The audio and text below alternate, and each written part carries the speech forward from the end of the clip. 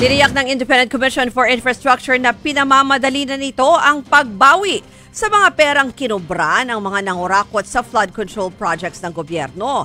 Makakatulong daw yan dyan ang Statement of Assets, Liabilities and Net Worth o SALN ng mga government official. Narito ang report ni Gerard de la Peña.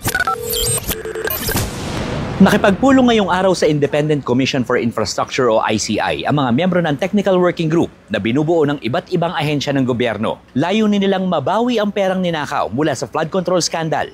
Isa sa mga importanteng kailangan natin gawin ay yung mabilis na pagbabalik ng pera na ninakaw sa mga kababayan natin. Very clear yung timelines and very clear yung mga gagawin ng mga iba't ibang ahensya para talagang mabawi na natin itong mga ninakaw na pondo ng mga kababayan natin. Isa sa mga tinitingnang hakbang ang civil forfeiture o pagkumpiska ng pamahalaan sa mga ari-arian na pinaniniwala ang galing sa korupsyon. Sa ilalim nito, ikukumpara ang SALN ng opisyal sa aktual na assets. Kapag mas malaki ang yaman kaysa sa idineklara, maaari nang magsampa ng civil forfeiture case ang Office of the Solicitor General. So when there's a disproportion between the amount in the SALN and the wealth that you see, then you can forfeit what is over and excessive. Mas mabilis daw ito kaysa sa criminal case dahil kita at assets lang ang kailangang patunayan. Sa ngayon, umabot na sa 5.2 billion pesos ang halaga ng mga ari-arian na napafreeze ng Anti-Money Laundering Council na pagmamayari ng mga opisyal at kontratistang sangkot sa kontrobersya. Pero ang 13 air assets na konektado kay dating Congressman Zaldico ang hindi pa napi-freeze. 3 rito, nasa Singapore at Malaysia na.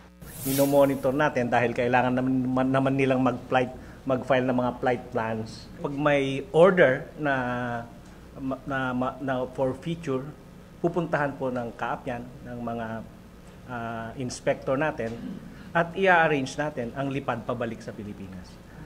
Escorted ng mga kaap flight inspectors. Samantala, inihahanda na ng Bureau of Customs ang auction ng 7 luxury cars na mag-asawang kontratista na sina Sara at Curly Discaya. 30 sasakyan ang hawak ng ahensya. Kasama riyan ang Rolls-Royce na nag-viral dahil binili raw ni Sara dahil natuwa siya sa payong nakasama nito. Marami nang nagpapareserve ng payong but accessory follows the principal, so nandun din yung payong. Sa November 15 ang auction at ila-livestream para masiguro ang transparency sa proseso. Nagbabalita mula sa Frontline, Gerard de la Peña, News 5. Mga kapatid, ako po si Ruth Cabal. Dito tayo sa totoo, dito tayo sa True FM.